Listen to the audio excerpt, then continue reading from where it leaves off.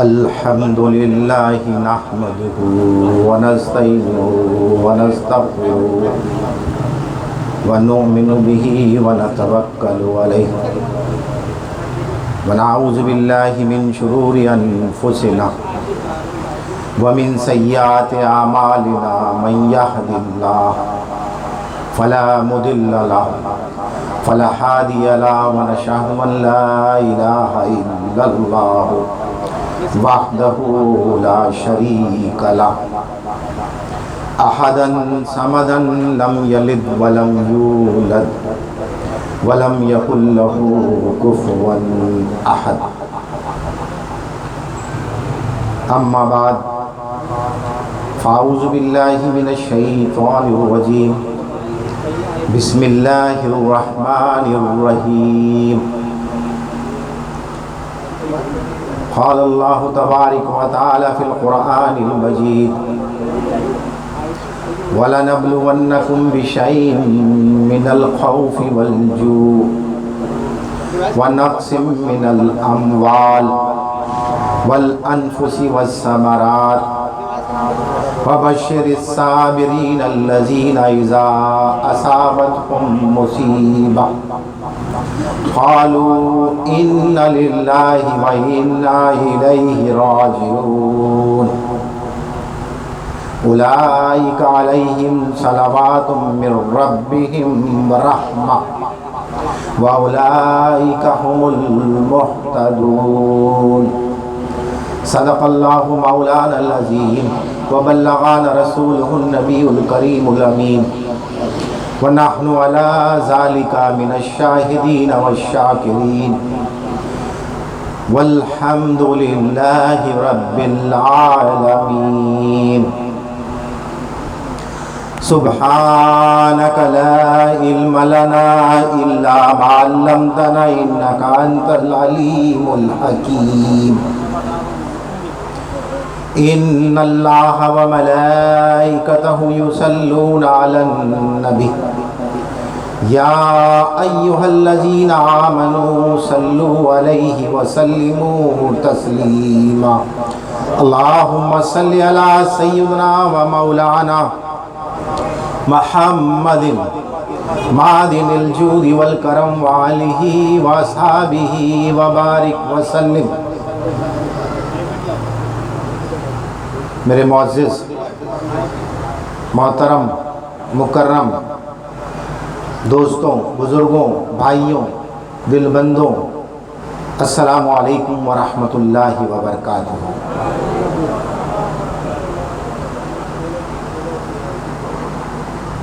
محرم الحرام یعنی حرمت والا مہینہ اسلامی سال کا پہلا مہینہ ہے،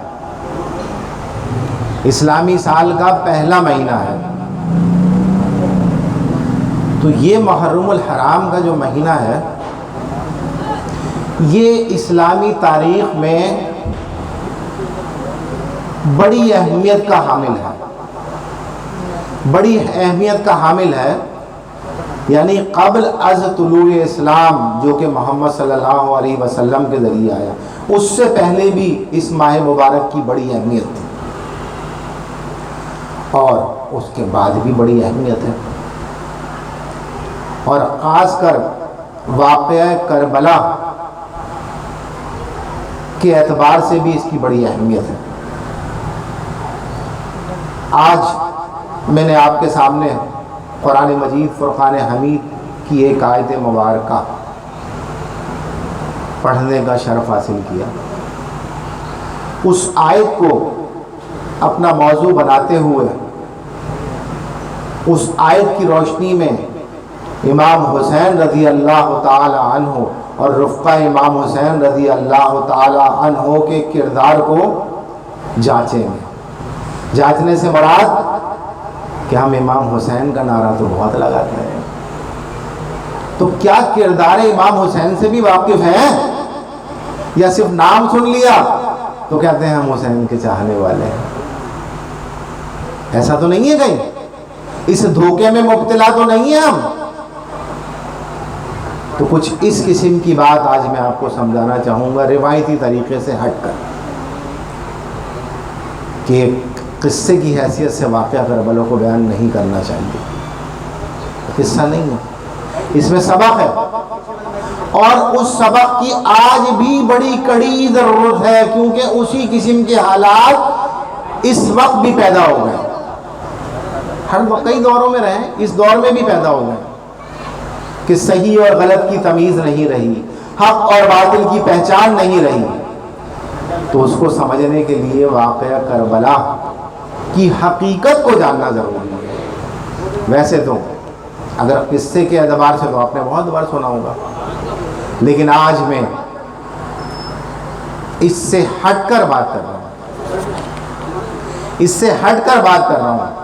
اللہ تبارک و تعالیٰ ارشاد فرماتا ہے وَلَنَبْلُوَنَّكُمْ، اور ہم تمہیں ضرور آزمائیں گے، ہم تمہیں ضرور آزمائیں گے۔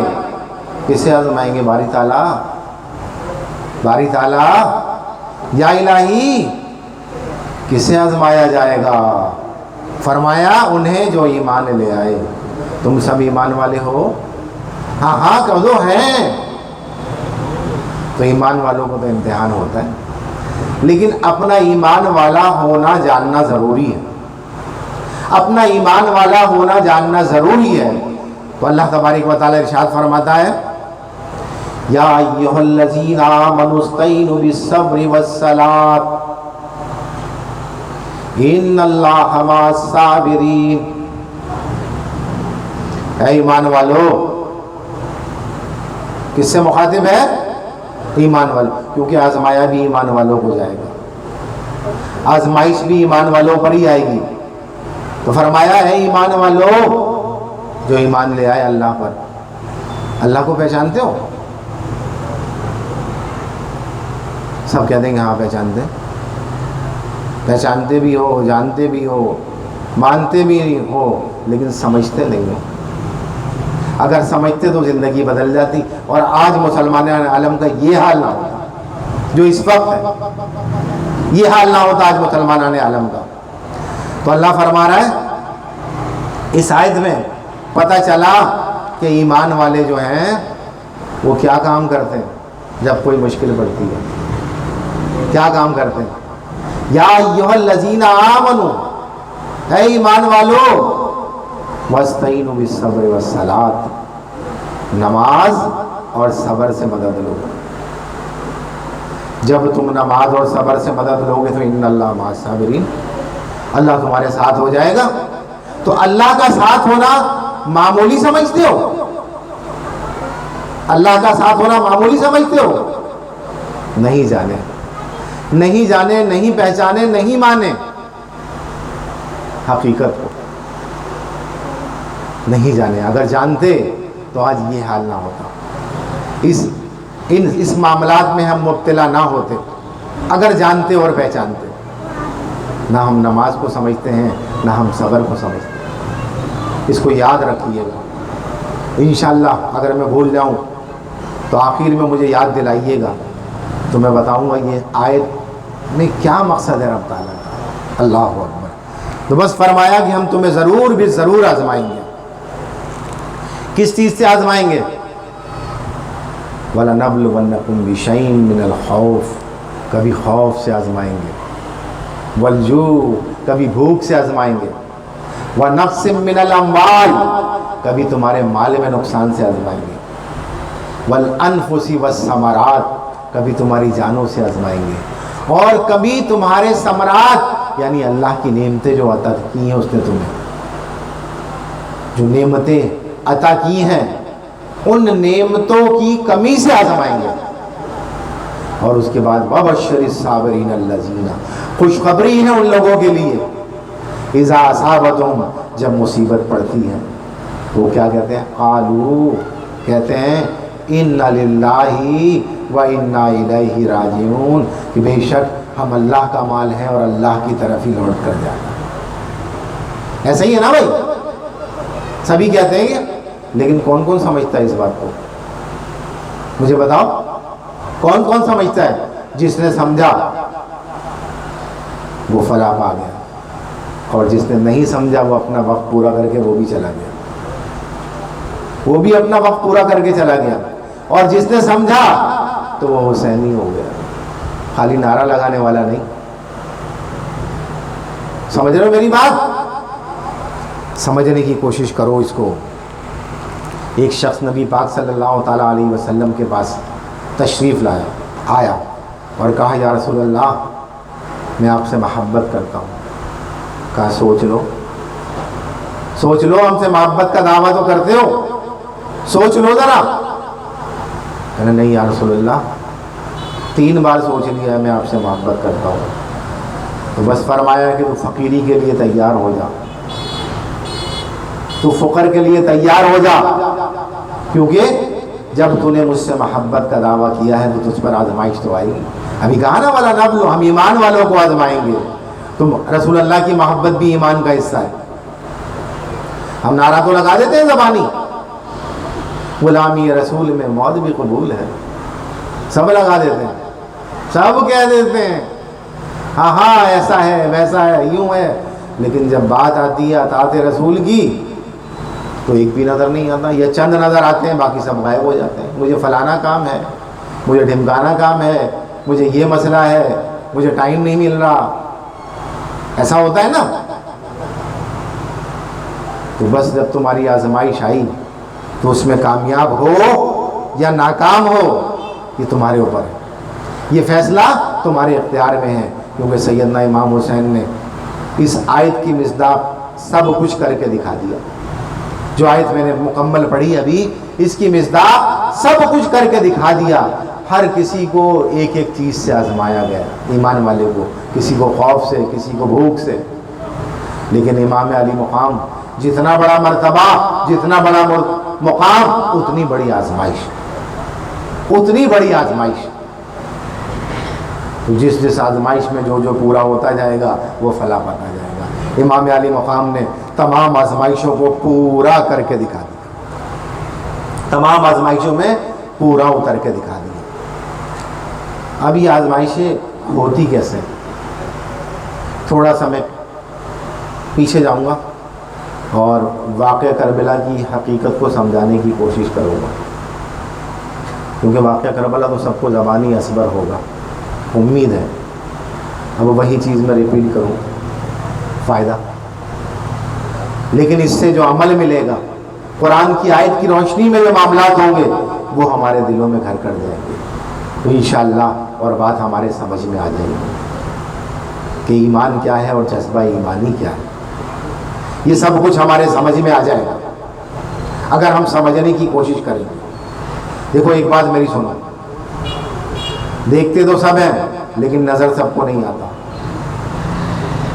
دیکھتے تو سب ہیں نظر سب کو نہیں آتا، اور جن کو نظر آتا ہے ان میں سب کو سمجھ نہیں آتا، اور جن کو سمجھ میں آتا ہے ان کو سب کو عمل نہیں آتا۔ سمجھ رہے ہو میری بات؟ ان کو سب کو عمل نہیں آتا۔ تو یہ کب ہوگا اور کیسے ہوگا؟ جب ہم اپنے بنیادی دین اسلام کو سمجھ جائیں گے اور سمجھ کر اس پر عمل پیرا ہونے کی کوشش کریں گے، تب ہم معاملات سمجھ میں آ جائیں گے۔ ورنہ تو ایسے ہی 10 محرم کو، 7 محرم کو، ربیع الاول کو، 11ویں شریف کو پروگرام ہوتے رہیں گے، زندگی گزرتی رہے گی، بدلاؤ نہیں آئے گا، تبدیلی نہیں آئے گی۔ امام علی مقام نے یہ تبدیلی لا کر دکھا دی۔ اللہ تبارک و تعالیٰ کیا فرماتا ہے سورہ عنکبوت میں؟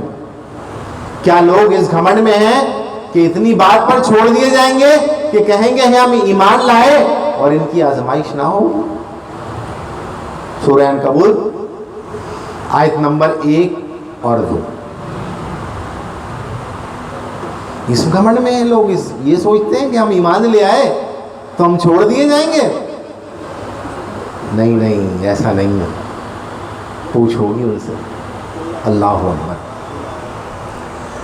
پھر سورہ عنکبوت کی آیت نمبر 3 میں اللہ تبارک و تعالیٰ ارشاد فرماتا ہے،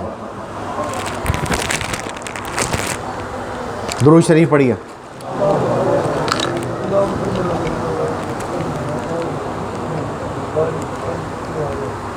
الف لام میم احسب الناس ان یترکوا ان یقولوا آمنا وهم لا یفتنون.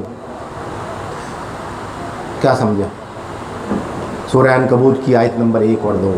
الف لام میم حروف مقطعات میں سے ہے. جس نے بھیجا وہ جانے، جس کی طرف بھیجا وہ جانے.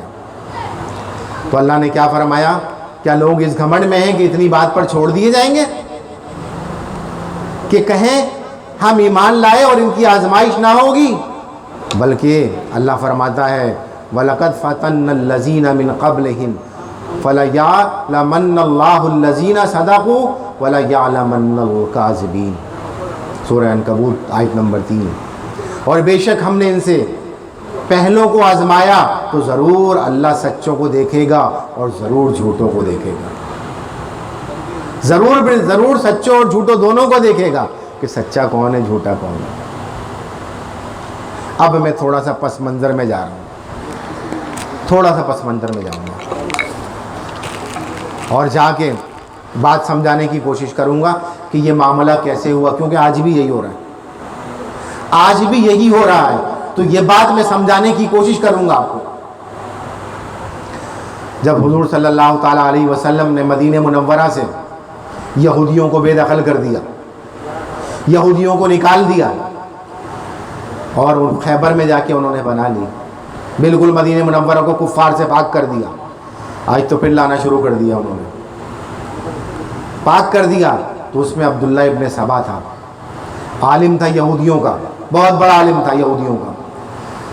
اس نے سازش چلی اور اس نے کہا میں جب تک بدلہ نہ لے لوں گا ان سے، جب تک بدلہ نہ لے لوں گا اپنی بے عزتی اور تذلیل کا، تب تک چین سے نہ بیٹھوں گا. وہ مسلمانوں کا لبادہ اوڑھ کر داخل ہو گیا، مسلمانوں کا لبادہ اوڑھ کر مسلمانوں میں داخل ہو گیا. تو لوگوں تمہیں اپنا دین جاننا چاہیے کہ کون تمہارے اندر لبادہ اوڑھ کے داخل ہو گیا. سارا حلیہ بھی وہی بنایا ہوا ہے اور تمہیں تمہارے دین سے دور کر رہا ہے اور تمہارا ایمان اچک رہا ہے. امام علی مقام نے یہی تو کام کیا. کیا کام کیا؟ کیا دین نافذ کیا؟ نہیں، دین تو رسول اللہ نے نافذ کر دیا تھا. دین کو زندہ کیا؟ زندہ تو رسول اللہ نے کر دیا تھا دین کو. امام علی مقام نے کیا کام کیا؟ ایک بنیادی کام کیا جو ابھی کر کے افغانستان والے فتح پا گئے. امام علی مقام نے دین کے کتنے ارکان ہیں؟ 5. چھٹا جہاد. اس عمارت کو گرا دیا گیا تھا. اس وقت کسی کی ہمت نہیں ہو رہی تھی کہ باطل کے خلاف بول سکے، باطل کے خلاف اٹھ سکے. سب کہتے تو تھے کہ ہاں غلط ہے، بہت برا ہو رہا ہے، لیکن کوئی علم حقانیت بلند نہیں کرتا تھا. امام علی مقام نے وہ کام کر کے دکھایا، کیونکہ عبداللہ ابن سبا گھس گیا تھا اور اس نے سرکار دو عالم صلی اللہ علیہ وسلم کے ظاہری حیات سے وصال کے بعد، یہ پس منظر سن لو بہت کام آئے گا. ظاہری حیات کے وصال کے بعد اپنا کام کرنا شروع کیا، لیکن کامیاب نہ ہوا. ابو بکر صدیق رضی اللہ تعالیٰ عنہ کے دور میں بھی اس نے فتنہ پھیلانے کی کوشش کی، کیونکہ حضرت ابو بکر صدیق رضی اللہ تعالیٰ عنہ کا تعلق قبیلہ 3 سے تھا. ایک چھوٹا قبیلہ تھا. اس کے بعد خلیفہ دوم سیدنا عمر فاروق اعظم رضی اللہ تعالیٰ عنہ، ان کے دور میں بھی اس نے سر اٹھانے کی کوشش کی، لیکن ان کے ساتھ بھی معاملہ نہیں کر سکا. میں آج ایک بات اور بھی بتا دوں نا، وہ سمجھ میں آ جائے گی. اس کے ساتھ جو اس وقت ہو رہا ہے پورے پاکستان میں، یہ کوئی سیاسی تقریر نہیں ہے، یہ وہ حقیقی تقریر ہے جو ہمیں سمجھنی چاہیے اپنے دین کے ساتھ ساتھ. آپ کا تعلق عدی قبیلے سے تھا، یہ بھی ایک چھوٹا قبیلہ تھا، اس میں بھی کامیاب نہیں ہو سکا. جب سیدنا عثمان غنی رضی اللہ تعالی عنہ خلیفہ سوئم بنے، اب یہ کامیاب ہو گیا. اس نے کیا کیا؟ آپ کا تعلق بنی امیہ سے تھا، بہت بڑا قبیلہ تھا یہ، اور بنو ہاشم، ان دونوں قبیلوں میں ہمیشہ ٹاکرا رہتا تھا. قبیلہ قریش کا ایک قبیلہ تھا، قریش کا بنو ہاشم ایک بنو امیہ تھا. اب کس معاملے کا رہتا تھا کہ اگر حاجیوں کی خدمت کرنی ہے بنو ہاشم نے اتنی کی ہے تو بنو امیہ اس سے بڑھ کر کرے گا. کوئی نیکی کا کام کیا بنو امیہ نے اتنا کیا تو بنو ہاشم اس سے سبقت لے جانے کی کوشش کرے گا. بس اس کا فائدہ اٹھایا اس نے اور کہا کہ حق تو قریش کا تھا, بنو ہاشم قبیلے کا تھا, اور یہ تو بنی امیہ سے ہیں, ان کو یہاں لوگوں کو برگلا دیا. لوگ آ گئے بہکاوے میں. یہ اس کا پس منظر بتا رہا ہوں کہ بات کہاں سے ہم سمجھتے نہیں ہیں. یہ تو 200 سال کی پلاننگ کرتے ہیں, 100 سال کی پلاننگ کرتے ہیں کہ ہماری نسل اس کا ثمرہ. اور ہم مسلمان ایک ایسی قوم ہو گئی ہے جو کر گزرتے ہیں اور اس کے بعد بھی نہیں سوچتے. کرنے سے پہلے سوچنا تو درکنار, کر گزرتے ہیں اور اس کے بعد بھی نہیں سوچتے کہ ہم نے غلط کر دیا, اس کو صحیح تو کر لیں. یہ حال ہے اس وقت بس. اور کوفہ میں اس نے جا کے مرکز پکڑا اپنا اور کوفہ میں لوگوں کو بہکایا اور ورغلایا اور اپنے ساتھ کیا اور حضرت عثمان کی مخالفت کی رضی اللہ تعالیٰ عنہ. حضرت عثمان غنی رضی اللہ تعالیٰ عنہ کی یعنی ایسا برین واش کیا. اب برین واش کہاں سے شروع ہوا؟ تعصب سے. برین واش کہاں سے شروع ہوا؟ تعصب سے, عصبیت سے. رسول اللہ صلی اللہ علیہ وسلم نے فرمایا جس نے عصبیت پر جان دی وہ ہم میں سے نہیں. اس میں بڑی جلدی پکڑ ہو جاتی ہے. بولا یار اس کو بڑی جلدی کھینچ لوں میں اپنی طرف. تو کیا کیا؟ ورغلایا اور بہکایا اور ادھر دمشق چلا گیا اور گورنر کی بڑی تعریف کی کوفہ کے. لوگ بڑے حامی ہو گئے, گورنر کی بھی سپورٹ مل گئی. آج مختلف فرقے یہی کام تو کر رہے ہیں. سمجھو تو لوگوں, غور تو کرو, سوچو تو. میں کیوں نہ تمہیں آئینہ دکھا دوں, کیوں نہ تمہیں آئینہ دکھا دوں کہ حق شبیری ایسے نہیں ادا ہوگا کہ یہاں پر آ کے جلسہ سن لیا, کسی جگہ اور جا کے جلسہ سن لیا, بولے یار بڑا ثواب کما لیا, بڑا ثواب کما لیا, بس ہمارا تو کام ہو گیا ختم. ایسا نہیں ہے. حق شبیری جب ادا ہوگا, جب حقیقت کو جانو گے, پہچانو گے, بات کو سمجھو گے. تھوڑی سی تکلیف ہوگی, معذرت کے ساتھ تھوڑا آگے تشریف لے آئیے, بہت معذرت کے ساتھ. اچھا تو میں کیا کہہ رہا تھا؟ میں یہ کہہ رہا تھا کہ اب انہوں نے اپنا کام دکھایا, اس نے اپنا کام دکھایا اور دونوں جگہ کے لوگوں کو تیار کیا. یہ سب سبائی کہلائے. اور ان سبائیوں نے سیدنا عثمان غنی رضی اللہ تعالیٰ عنہ کو شہید کیا. 40 دن آپ پر پانی بند رکھا. یہ وہی لوگ ہیں. ابن ملجم مجوسی جو تھا, ابو لولو فیروز جس نے سیدنا عمر فاروق اعظم کو شہید کیا, یہ سب ایک ہی تھالی کے چٹے بٹے ہیں. تانے بانے سب ایک جگہ سے ملتے ہیں. بدلہ لینا تھا اسلام سے. ہم مسلمان سے کسی کا کوئی تعلق نہیں ہے. ارے بھائی یہ نماز پڑھتا ہے, پڑھنے دو. اچھا یار سب کچھ تو کر رہا ہے, ہماری طرف تو دیکھ ہی نہیں رہا.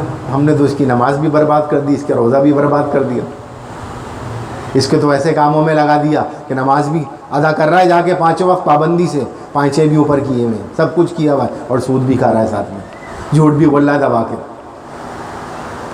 مسلمانان عالم کے ساتھ زیادتی بھی کر رہا ہے. رسول اللہ نے آخری حجۃ الوداع کے خطبے میں کیا فرمایا کہ کوئی کسی پر زیادتی نہیں کرے گا. تمہاری ہدایت کے لیے مختصر بتا رہا ہوں, اگر وہ خطبہ بیان کروں تو آنکھیں کھل جائیں لوگوں کی, لیکن افسوس ہے کہ اس خطبے کی طرف کوئی رسول اللہ کی نظر ہی نہیں کرتا. حجۃ الوداع کا جو آخری خطبہ تھا, پورا دین اسلام اس کے اندر موجود ہے کہ کس طرح سے ہمیں زندگی گزارنے ہے. اور پھر منافقت کا یہ عالم ہو گیا ہے کہ ہم منافقت کو منافقت سمجھتے نہیں. دیکھو امیر المومنین سیدنا کون, فاروق اعظم رضی اللہ تعالیٰ, جب ابن ملجم نے آپ کو ابو لولو فیروز زخمی کر دیا خنجر مار کے, آپ کو لایا گیا گھر, پھر آپ کو کھانے, یکم محرم آپ کا یوم وصال, یوم شہادت ہے, کچھ دیا گیا, دودھ پلایا گیا, یا ایک طاقتور چیز ہوتی ہے کھجور میں بنا کے وہ پلاتے ہیں, تو اس زخم سے رس کر باہر آ گئی وہ. طبیب نے کہا امیر المومنین وصیت فرمائیے, یہ سمجھانے کے لیے بات کر رہا ہوں، امیر المومنین وصیت فرمائیے، اب آپ کا بچنا مشکل ہے، کیونکہ بہت کاری زخم لگا ہے جس نے اندر تک ہاتھوں کو کاٹ دیا۔ وصیت فرمائیے۔ امیر المومنین نے اپنے صاحبزادے حضرت عبداللہ کو بلایا، دیکھو کون ہے یہ؟ عمر فاروق اعظم، 22,000 مربع میل کے فاتح، بیت المقدس کے فاتح۔ بلایا عبداللہ بن عمر اپنے صاحبزادے کو اور کہا جاؤ حذیفہ بن یمان کو بلا کے لاؤ۔ یہ ساری باتیں یوں سمجھا رہا ہوں کہ موجودہ دور میں اس کی بہت ضرورت ہے۔ حذیفہ بن یمان کو بلا کے لاؤ، رضی اللہ تعالیٰ، صحابی رسول ہیں۔ وہ گئے، ان کو بلا کے لائے اور کہا ہے حذیفہ، دیکھو بڑے غور سے سننا یہ بات، حذیفہ آپ مجھے بتاؤ کہ رسول اللہ صلی اللہ علیہ وسلم نے منافقین کی جو فہرست آپ کو دی ہے اس میں کہیں میرا نام تو نہیں ہے؟ یعنی عشرہ مبشرہ وہ صحابی ہیں جن کو رسول اللہ نے جنت کی بشارت دی، پھر اتنا خوف رکھتے ہیں اللہ سے، اتنا ڈرتے ہیں کہ اس وقت بھی پوچھ رہے ہیں، وقت نزاع ہے، پوچھ رہے ہیں کہ بتاؤ۔ انہوں نے کہا اللہ کی قسم میں اس طرح سے آپ کو نہیں بتاؤں گا، کیونکہ یہ راز ہے اللہ، اس کے رسول اور میرے درمیان، میں ہرگز نہ بتاؤں گا یہ بات۔ تو انہوں نے کہا حذیفہ تم ٹھیک ہے، رسول اللہ سے عہد ہے، لیکن اتنا تو بتا سکتے ہو کہ اس فہرست میں میرا نام ہے یا نہیں؟ ان کے نام نہ بتاؤ۔ اسلام نے پردہ رکھا ہے، اور واقعی اسلام نے آج ہمارا بھی پردہ رکھا ہوا ہے۔ اگر وہ پردہ اٹھا دیا جائے تو بہت سارے لوگ، اکثریت ایسی ہوگی کہ خود اپنے آپ سے شرمسار ہو جائیں گے۔ جو معاملات ہیں، مسجدیں خالی پڑی ہوئی ہیں، پانچوں وقت ندا آتی ہے اللہ کی طرف سے، بلاوا آتا ہے، ہر ایک کہتا ہے میں اللہ کو جان دینی ہے، اللہ کو جان دینی ہے۔ ہاں دینی تو ہے، لیکن اس کے بعد کیا ہوگا؟ حساب نہیں دو گے؟ دینا پڑے گا۔ اس حساب کے خوف سے عمر فاروق اعظم کا یہ حال ہے، امام حسین کا یہ حال ہے، صدیق اکبر کا حال دیکھا، عثمان غنی کا حال دیکھا، کہہ رہے ہیں کہاں آپ تو وقت کے خلیفہ ہیں، آپ کے پاس طاقت ہے، آپ حکم دیں تو سب کو ابھی اڑا کے رکھ دیتے ہیں، جتنے بھی سوائی ہیں۔ کہا نہیں، رسول اللہ کی ایک حدیث میں نے سنی ہے کہ کسی کی وجہ سے مکہ مکرمہ میں کچھ خون ہوگا، مدینے میں کچھ خون ہوگا، تو کہیں وہ میں نہ ہو جاؤں۔